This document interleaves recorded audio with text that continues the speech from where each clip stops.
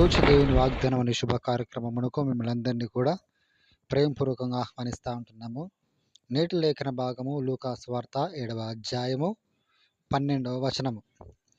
ఆయన ఆ ఊరి గవిని యుద్ధకు వచ్చినప్పుడు చనిపోయిన ఒకడు వెలుపలికి మోసుకొని పోబడుచుండెను.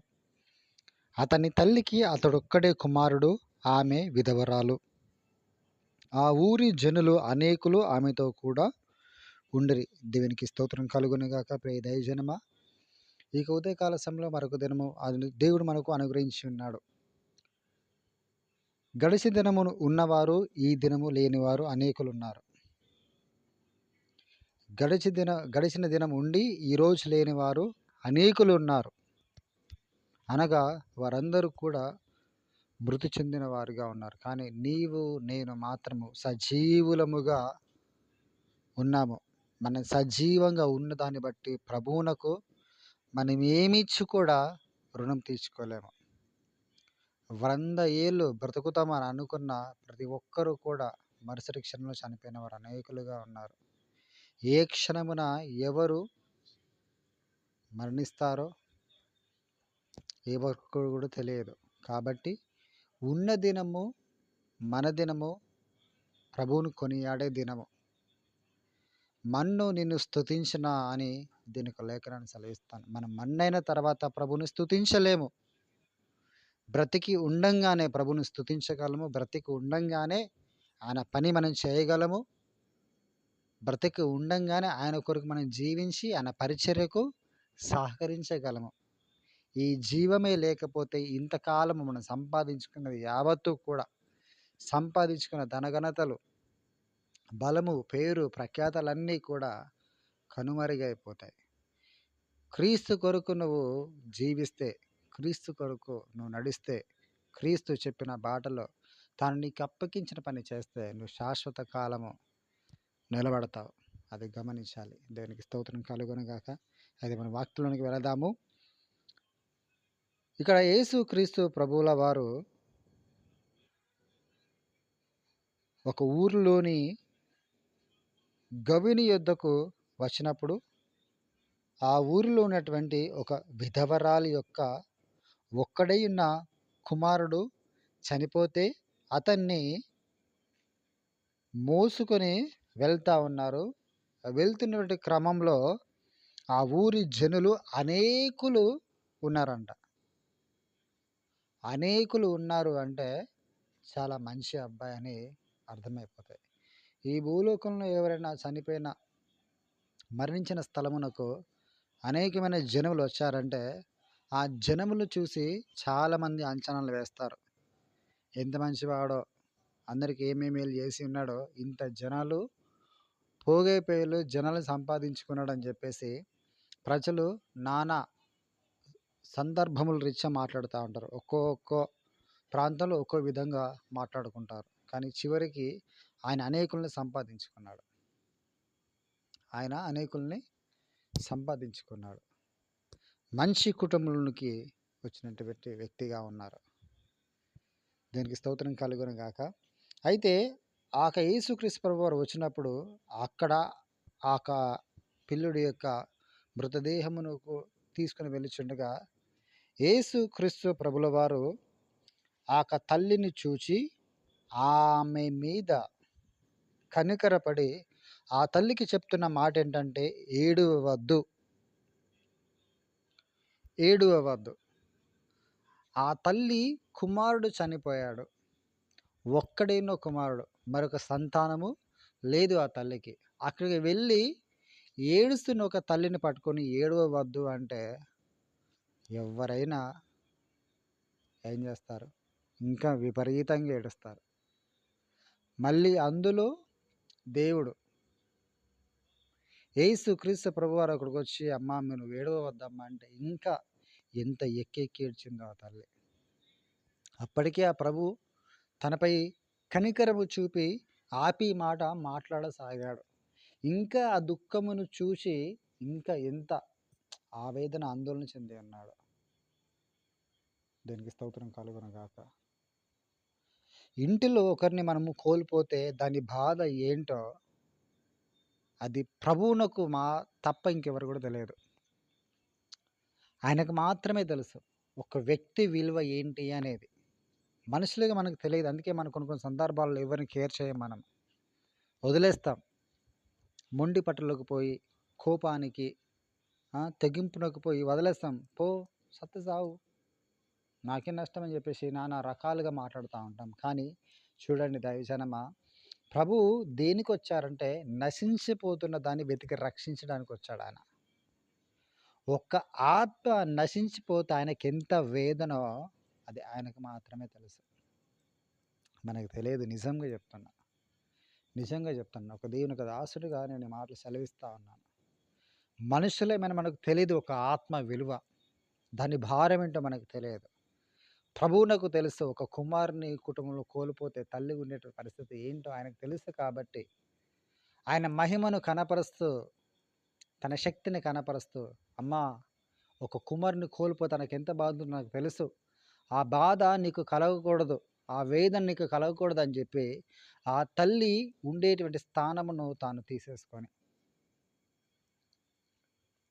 ఆ పాడని ముట్టంగానే ఆ చిన్నవాడితో అంటున్న మాట, ఆయన చిన్నవాడ లెమ్మని నీతో చెప్పుచున్నాను అనగా చనిపోయిన వాడు లేచి కూర్చుండి మాటలాడ సాగెనని దీనికి లేఖనాలు సెలవిస్తూ ఉన్నాయి. చనిపోయిన కుమారుని యేసు క్రీస్తు ప్రభువారు తన వాక్కును పంపి మరణించిన వాడిని బ్రతికించి వారి తల్లికి అప్పచెప్పడం జరిగింది. దేనికి స్తోత్రం కలుగునుగాక. ఆయన కనికర పడితే అసాధ్యాన్ని కూడా సాధ్యపరిచే దేవుడుగా ఉన్నాడు. దేనికి స్తోత్రం కలుగునుగాక. ఆ తల్లి కనికరించబడిందని దానికి కారణం ఏంటంటే తన మంచి జీవితం జీవించింది. తన కొడుకు లేకపోతే తన జీవితం ఏమైపోతుందో అన్న ఒక ఆందోళనలో, ఒక ఆవేదనలో ఆ కుమార్తె నేను ఏది చేయలేను, ఏది సాధించలేను, ఇక నా జీవితం ఇంతే అని చెప్పేసి కంప్లీట్గా వదిలేసుకుంది. తన కుమారుని బట్టి ఆ తల్లి ఎక్కడ నష్టపోతుందేమో, ఎక్కడ నశించిపోతుందేమో అని కనికరపడి, ఆత్మ నశించిపోకుండా కనికరపడి, దీనికి స్తోత్రం కలుగునుగాక, ఆత్మ రక్షించబడుట కొరకు, దీనికి శక్తిని కుమార్తె తెలుసుకున్నట కొరకు, ఆత్మ నశించక నిత్య జీవం పొందుట కొరకు ప్రభు ఆ కుమార్తెపై కనికరపడి వారి కుమారుని బ్రతికించడం జరిగింది. దానికి స్తోత్రం కలుగునుగాక. ఆ దృశ్యమును చూసిన అనేకులు కూడా ప్రభు యొక్క మహత్కార్యమును బట్టి ఎంతమంది రక్షించబడ్డారో ఒక స్థలములో, ఆయన శక్తిని బట్టి, ఆయన బలమును బట్టి ఇంకొను అనేకులు విశ్వాసములో బలంగా ముందుకు కొనసాగించబడ్డారేమో. ప్రియ దైవజనమా, ఈ మాటలు వింటున్న మనలో అనేకులు వారి వ్యక్తిగత జీవితాల్లో కావచ్చు, కుటుంబ వ్యవస్థలో కావచ్చు, బంధువులలో కావచ్చు, శ్రేయభిలాషులలో కావచ్చు, అనేకులు ఇప్పుడు మంచం పైన పడుకున్న వారు అనేకులుగా ఉన్నారు. అది జ్వరము చేత కావచ్చు, ఇతరులైన అనారోగ్యములు కావచ్చు, కుటుంబంలో కలహములు, కొట్లాటలు, మనస్పర్ధల వల్ల మంచముపై పడుకునేటువంటి స్థితిగతులు ఉన్నాయేమో. అయితే ప్రభువు వాక్కు సెలవిస్తా ఉన్నది, చిన్నవాడా లెమ్మని నీతో చెబుతున్న మాట, ఈ మాటలు వింటున్నటువంటి మీకు దీని యొక్క దాసునిగా ప్రకటన చేస్తాను, దీని యొక్క ఆత్మ ద్వారా. దేవునికి స్తోత్రం కలుగునుగాక. చిన్నవాడా, చిన్నదానా, ప్రియ తల్లి, ప్రియ తండ్రి, ప్రియ సహోదరుడా, ప్రియ సహోదరి, ప్రభువైన యేసు క్రీస్తు నామములో నిన్ను లెమ్మని చెప్పుచున్నాను. యేసు క్రీస్తు ప్రభుల వారి వాక్కు వెళ్ళి ఆ చనిపోయిన కుమారుని ఏ రీతికి అయితే లేపి ఉందో, ఇదిగో ఒక ఫోన్లోంచి వస్తున్నటువంటి వాక్కు నిన్ను బాగు చేయునుగాక. నువ్వు పడిన స్థితిలోంచి నువ్వు లేవనెత్తబడి మాటలాడసాగి నీ కుటుంబం నేను అప్పచెప్తా ఉన్నాడు. దేవునికి స్తోత్రం కలుగునుగాక. అక్కడ యేసుక్రీస్తు ప్రభుల వారు ఒక కుమారుని తన తల్లికి అప్పచెప్పడం జరిగింది. ఈరోజు నిన్ను, నీ కుటుంబమునికి నేను అప్పచెప్తాను, నీ తల్లికి నేను అప్పచెప్తా ఉన్నాను. దేవునికి స్తోత్రం కలుగునుగాక. హల్లెలూయా. ఆయనకు అసాధ్యం అంటూ ఏది కూడా లేదు. సమస్తము సాధ్యమే. అయితే ఆయన కనికరము మన పైన పడాలి. ఆయన కనికరం మనం పొందుకోవాలి అంటే ఆయన చూపు మన మీద పడాలి. ఆయన చూపు మన మీద పడాలి అంటే మన హృదయము ఆయనకు హృదయమునకు సమీపముగా ఉండాలి. దేనికి స్తోత్రం కలుగునుగాక. దేనికి లేఖనాలు సెలవిస్తాయి. మీ మనస్సు నాకు దూరంగా ఉంది కానీ మీరు పెదవులతో స్తుతిస్తా ఉన్నారంట. మీరు పెదవులతో మాట్లాడుతా ఉన్నారంట. ఇక్కడ ప్రభువు కోరుకునేదంటే నువ్వు ఎక్కడ ఉన్నా, ఏ పరిస్థితిలో నీకు శరీరం ఏ రీతిగా ఉన్నా కూడా నీ ఆత్మ దేవుని యొక్క ఆత్మతో ఐక్యము కావాలి. సమీపముగా ఉండాలంట. దేనికి స్తోత్రం కలుగునుగాక. ఈరోజు అనేకులు ఇక మాటలు వింటున్నప్పుడు భయంకర కన్నీటి చేత ములుగుతా ఉన్నారు. కన్నీరు కారుతా ఉంది. దేవునికి స్తోత్రం అయితే ప్రియ తల్లి, ఇదిగో నీకు కుమార్తెను దేవుడు లేవనెత్తబోతా ఉన్నాడు. ప్రియ కుమారుడా, నీ జీవితం దేవుడు లేవనెత్తబోతా ఉన్నాడు. నువ్వు ఏ స్థితిలో నువ్వు పడిపోయి ఉన్నావు, ఒక స్థలములో నుంచి ప్రభు నువ్వు లేవనెత్తబోతా ఉన్నాడు. ప్రభువు కనికరము నీ మీద ఇక ఉదయకాల సమయంలో బలముగా పడుతా ఉంది. దేవునికి స్తోత్రం కలుగునుగాక. హల్లెలూయా, హల్లెలూయా. లేపుతా ఉన్నాడు ఆయన. ఆయన కనికరం మీదకి వస్తూ ఉంది. కనికరం మీదకి వస్తూ ఉంది. ఆయన పక్షపాతి కాదు. ప్రతి ఒక్కరిని కూడా ధారాళంగా ప్రేమించే దేవుడిగా ఉన్నాడు. అయితే ఈ మాటలు వింటున్న నీవు ఈ రోజు నుంచి వెళ్ళి ఆయన కనికరము కొరకు నువ్వు కనిపెట్టే విధంగా ఉండాలి. ఆయన కృప కొరకు కనిపెట్టే విధంగా. ఆయన కృప, ఆయన కనుక మనకి ఏది దొరుకుతుందంటే, ఇంతకాలము మన కొరకు మన కుటుంబం కొరకు బ్రతికామేమో, కానీ నేటి క్షణం నుంచి ప్రభు ఇచ్చేటువంటి నిత్య రాజ్యం కొరకు మనం బ్రతకాలి అని అన్నాడు. మొదటగా నా నీతిని, నా రాజ్యాన్ని మీరు వెతకండి, అప్పుడు మీకు కావలసిన ప్రతివన్నీ కూడా మీకు దొరుకుతాయని. కానీ మానవులమైన మనం ఏం చేస్తూ ఉన్నామంటే, ఆయన నీతిని, ఆయన రాజ్యాన్ని విడిచిపెట్టి ఈ లోకంలో సమస్తాన్ని మనం వెతుకుతూ ఉన్నాం. అందుకే అవి ఏం చేస్తూ ఉన్నాయి? ప్రభు వెంబడి తిరుగుతూ ఉన్నాయి. వాటి వెంబడి మనం తిరుగుతూ ఉన్నాం.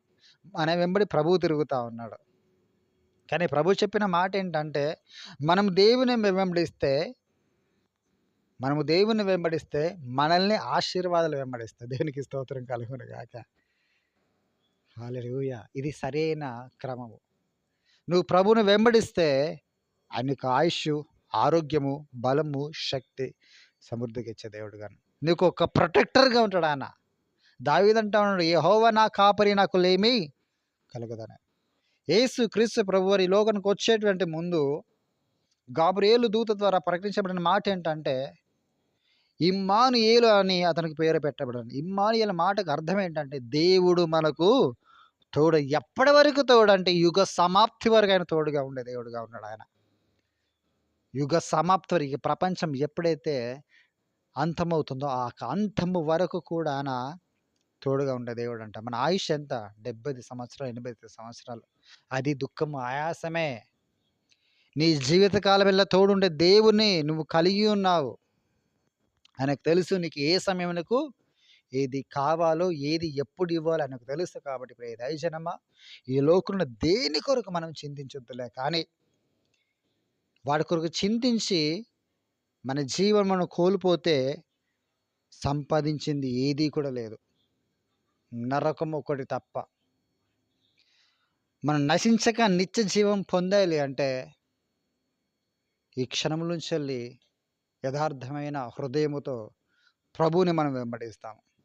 ఆయన వాక్యానుసారంగా నడుస్తూ మనం ముందుకు సాగుదాము. అనేకుల రక్షణను నడిపిస్తాము. అనేకులను విశ్వాసం బలపరుస్తాము. అప్పుడు దేవుడు నీ కార్యమును నిశ్చయంగా జరిగిస్తాడు. కనికరం నీ మీద అమితంగా వరాలుతుంది. చూడండి దైవజనమా, హిజ్కియా దేవుని పని చాలా చక్కగా చేశాడు. తనకు కష్టం కలిగినప్పుడు, తనకు వ్యాధి కలిగినప్పుడు దేవునితో సంభాషణ చేస్తూ ఉన్నాడు. అయ్యా, నేను పాదశంలో ఈ రీతి నడుచుకున్నానో కృపతో ఒక మారు జ్ఞాపకం చేసుకోయా అని చెప్పేసి ప్రార్థన చేస్తే ప్రభు ఎమ్మడే జవాబు ఇచ్చాడు. మరి 15 సంవత్సరముల ఆయుష్ను అతనికి పొడిగించడం జరిగింది. దానికి స్తోత్రం కలుగునుగాక. హల్లెలూయా.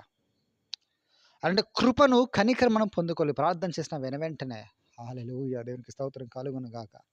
ఆయన కొన్ని సందర్భాలలో ఒక సమస్య ద్వారా, ఒక వ్యాధి ద్వారా, ఒక బాధ ద్వారా ప్రభు మనకు ఒకటి తెలియజేయాలనుకుంటాడు. ఒక పాఠం నేర్పించాలనుకుంటాడు. ఆయన సందేశం తెలియజేయాలనుకుంటాడు. ఆయన నీ పట్ల ఎంత కృప చూపుతా ఉన్నాడో తెలియజేయడానికి ఇష్టపడతా ఉంటాడు. అయితే వీటన్నిటిలో ఏ కోణంలో మనం ఉన్నామో మనం పరిశీలన చేసుకోవాలి. పరిశీలన చేసుకొని ఆ క్రమములో మనం ముందుకు సాగుతూ ప్రభువుని మహిమపరిచే బిడ్డలుగా మనం ఉండాలి. దేనికి స్తోత్రం కలుగునుగాక. హల్లెలూయా. అయితే ఎందుకు దేనికి ఒక ఆత్మ పట్ల విలువ ఉందని చెప్పేసి అన్నానంటే, ఆయన తన సింహాసనం వదులుకొని ఈ భూలోకానికి వచ్చి పాపులమైనటువంటి మన కొరకు మరణించడం జరిగింది. ఆయన బ్రతుకున్నటువంటి క్రమంలో ఆయన పరిచయం చేసినటువంటి క్రమంలో ఒక్క ఆత్మ కొరకు ఒక గ్రామానికి వెళ్ళేవాడు ఆయన. ఒక్క ఆత్మ కొరకు ఎదురు దెబ్బలు, నిందలు, అవమానములు, రాళ్లతో కొట్టే పరిస్థితి ఎన్నో అనుభవించాడు. కానీ తన శిష్యులు వచ్చి ఆహారము పెడుతున్న సమయంలో, నా ఆహారము ఇది కాదు, నా ఆహారము మీరు తినేటువంటి రొట్టె, చేపలు, పానము కాదులే, కానీ నా ఆహారము వేరే అని తన శిష్యులకు చెప్తాడు. ఆ ఆహారం ఏంటంటే, ఏ ఆత్మ నశించిపోకూడదు, ప్రతి ఒక్కరిని కూడా నిత్యజీవం నడిపించబడాలనేది ఆయనదే. అదే ఆహారం. అదే దాని కొరకు అహర్నిశలు కష్టపడ్డాడు, శ్రమించాడు. అందుకే ప్రతి ఒక్కరిపైన కృపను, కనికరము చూపుతూ, అనేకుల్ని బాగుపరుస్తూ, విడిపిస్తూ, మరణంలో నుంచి విడిపిస్తూ బ్రతికింపచేయసాగారు. దేనికి స్తోత్రం కలుగునుగాక. ఆయన ప్రణాళికలు వేరు, ఆయన ఆలోచనలు వేరు. నువ్వు నశించక నిత్యజీవం పొందాలనే ప్రభు కోరిక. నిశ్చయంగా నువ్వు నిత్యజీవం పొందుకుంటావు. ప్రియ దైవజనమా, నువ్వు ఆధారం చెందకు, దిగులు పడకు. కుమార్తెకి ఏదో అవుతుందని, నీకేదో అవుతుందని ఏది కూడా జరగదు. అనే చిత్తము లేక ఏది కూడా జరగదు. నేను శోధించబడిన తర్వాత సువర్ణము వలె మార్చివేయబడుతున్నాను. నేను అగ్నిలో పుటమి వేసి తిని, ఆ అగ్ని ఏంటంటే ఇబ్బంది కొలిమిలో దేవుడు నన్ను పుటమి వేశాడంట. ఇబ్బంది కొలిమిలో, వ్యాధులను కొలిమి కావచ్చు. ఇప్పుడు మనం అనుభవిస్తున్నాం. మన తెలంగాణ రాష్ట్రాల్లో, ఆంధ్ర రాష్ట్రాల్లో బాగా అనుభవిస్తూ ఉంటున్నాం ఇవన్నీ కూడా.